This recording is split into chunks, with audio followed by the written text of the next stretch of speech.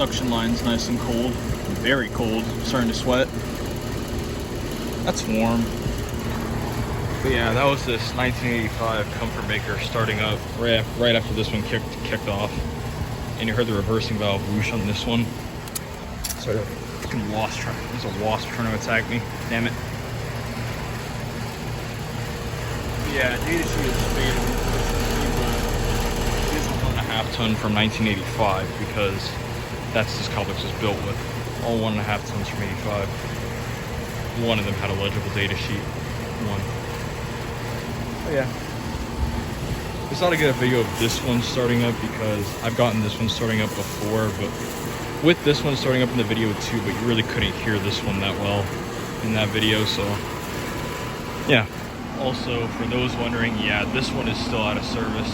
It's just kind of sitting here with the suction liquid lines cut.